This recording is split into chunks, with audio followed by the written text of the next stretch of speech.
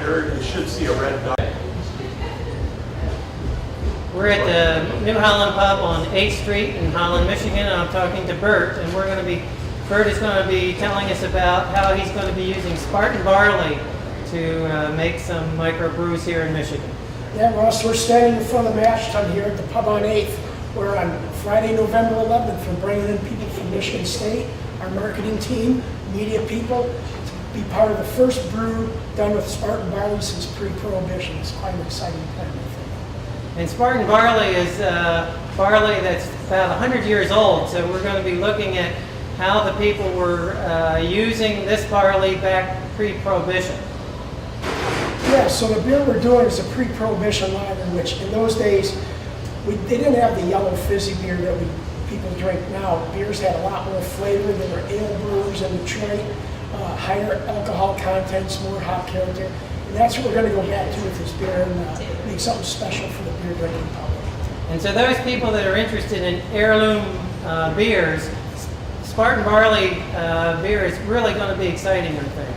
Yeah, I agree. Not too many people do this style of beer, not too many people do a lager. It takes a little more attention, a little bit more time.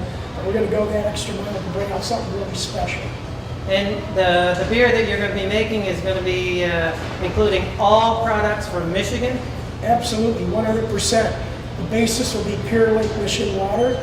We're using 3 proprietary hops that are grown in Michigan, Empire, Volvodina, and Osiris. And our yeast strain is from craft cultures up in Houghton, Hancock, Michigan, trapped wild in the orchard up there. So people can look forward to this coming to one of the local breweries because it's going to be made available to other breweries around the state of Michigan? Actually, not breweries, but probably tap houses. So I know we're going to be hitting the Lansing market and maybe Grand Rapids with this beer. So anything else you want to tell us about what it's going to take to make this pre-prohibition beer? Because there's been a lot of changes that have come about in the beer industry over the years. And so we're going back 70, 80, 90 years on this. Yeah, it's going to be a pretty typical brew day. Just a lot of people up on the platform here getting their hands in and some new photo ops. But I'm just really excited to see what kind of flavor we get with this beer.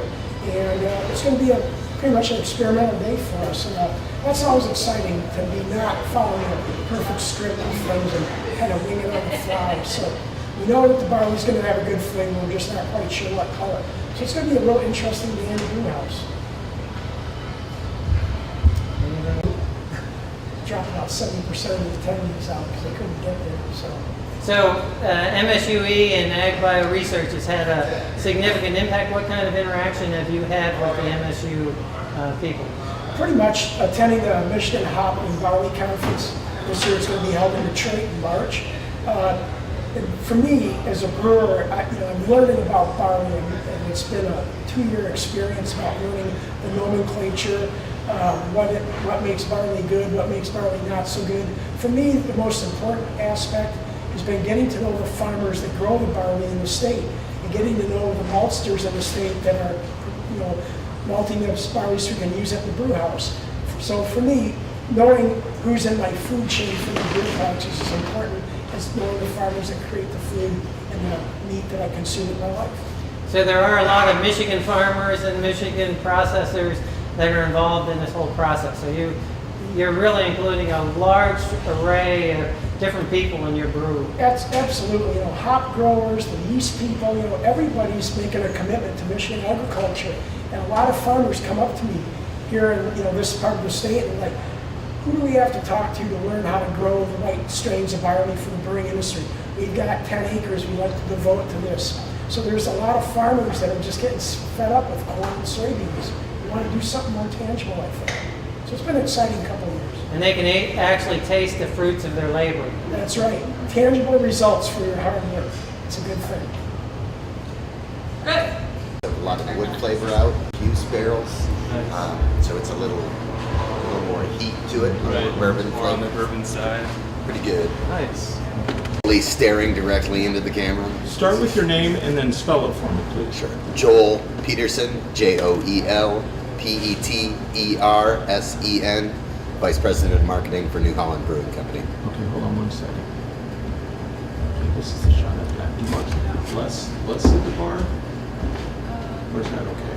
Or would you rather have? No, I like it back. Yeah. I do too. How about like that?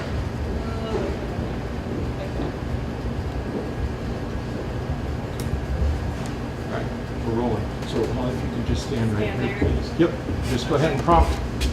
Okay, so tell us a little bit about your interest in local foods and incorporating them into your business model. Sure. I mean, we began in 1997, and ever since then, the whole craft movement and what craft is based on is consumers and even the brewers having a relationship that's deeper with their products. And one of the ways we've been really able to bring that to life is having a relationship with the farmers, with the local providers for ingredients, both across our restaurants as well as obviously our brewing program. It's just within the last few years that we've finally decided to really formalize that commitment.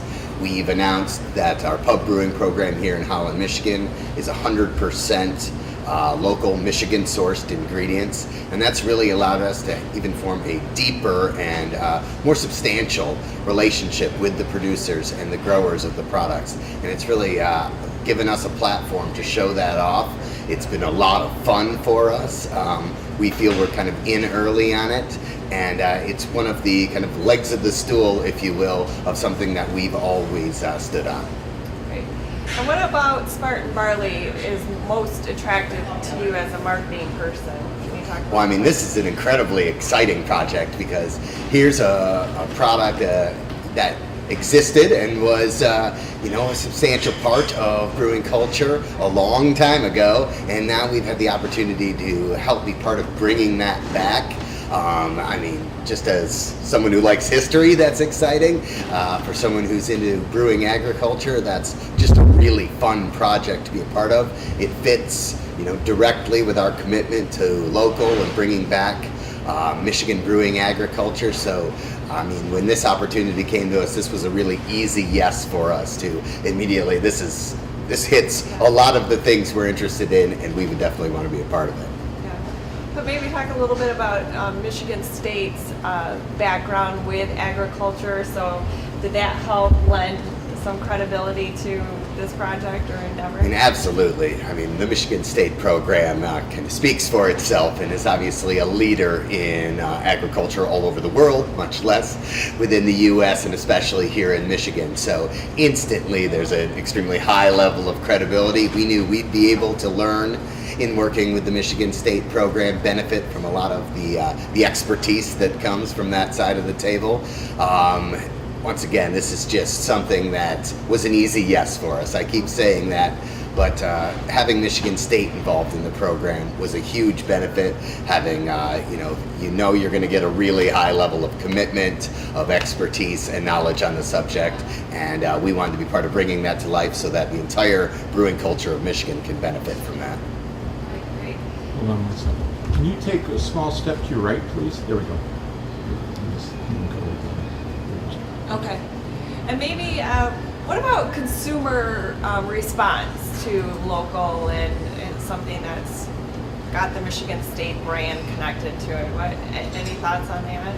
Well, we know we'll immediately appeal to at least 50% of Michiganders with that. But no, I mean, everybody, regardless of football affiliation, recognizes Michigan State's expertise in agriculture around here, and the program really speaks for itself.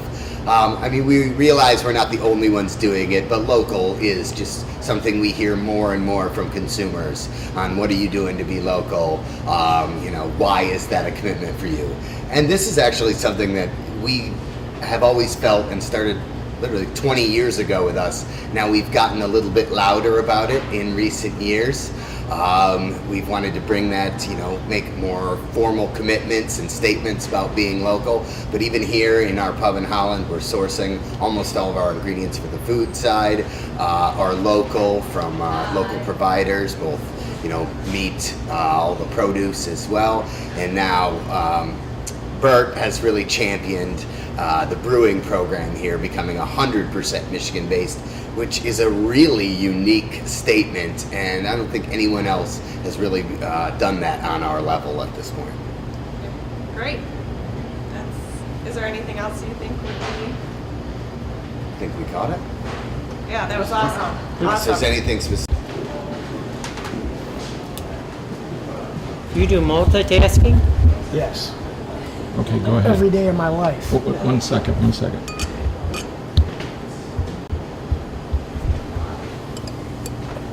Okay, go ahead. Go ahead. Yep.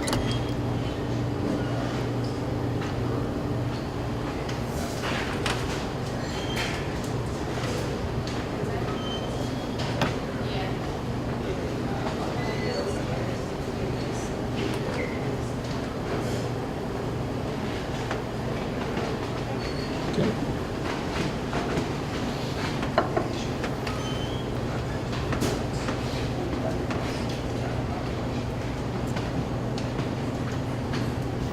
Great. Fantastic. Spartan barley. All Michigan products. Couldn't be better.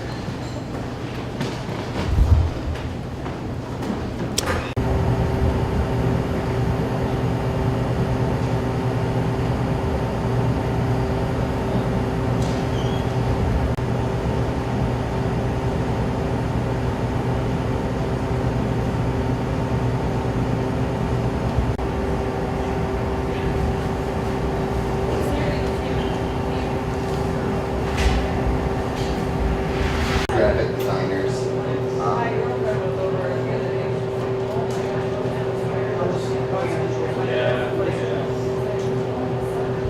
Really nice.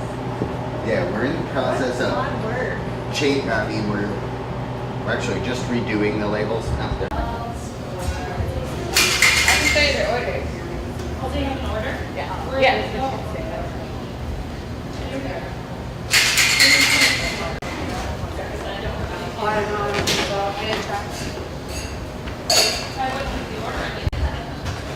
What's that? Is it new? No. That was it? No, it's just kind of like a what?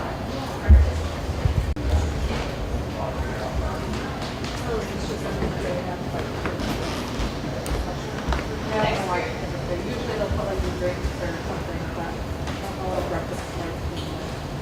Yeah, we really need some jams.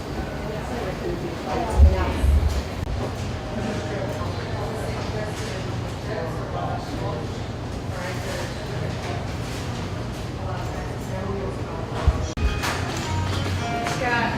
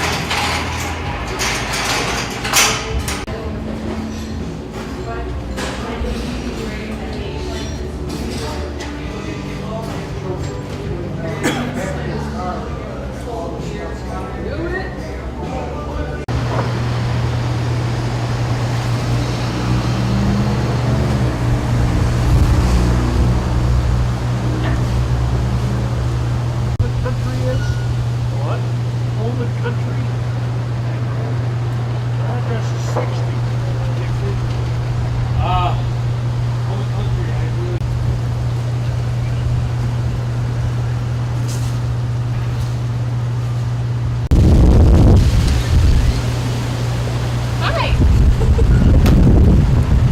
Ooh, it's chilly out there. Ask those menus. Yeah. I'm like, you know. Okay, we're rolling. Okay. I just got all this. Boys.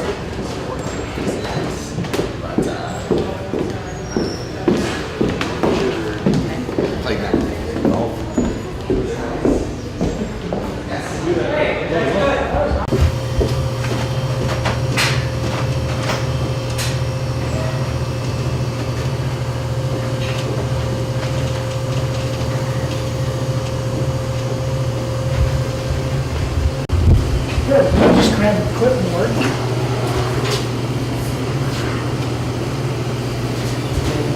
we're looking at something here?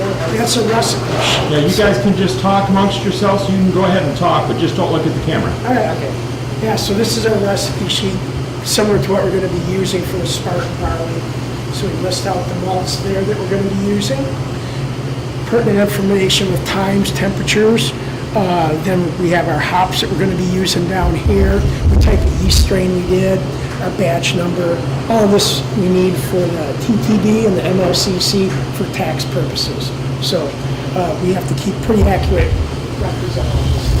Do you do this all for all the different beers? Well, it looks pretty good. Your printing is okay too, right? Yeah, it could be better. I know how to do the best I can. On the crew picture. The nice thing is it's going to be looking at the aftermarket, so this one will appreciate it. That would make sense. Yeah, we're using these hops, the Golden Medina, the entire hops that are used in this beer. So we're going to have a little bit of everything in there, and these strains that we do rests, protein rests, like we used to do a 6-row. So much of the 6-row, like Greece doesn't have a 6-row anymore. It's so highly modified, you can still get good conversions out of it. It's just, so that's just a one-phase malting process, so it's a lot easier for what we have. My mash tun does not have a heating element in it, so what you have to do with a decoction like the German brewers do with 6-row malts is put them to a temperature, let them rest, add some hot water, let them rest, add some cool water, let them rest, and it takes a lot of extra. That's 6-row. A 6-row is plumper. And it's just, like in wheat, you want to have plump because it's a flour that you make the money, and like the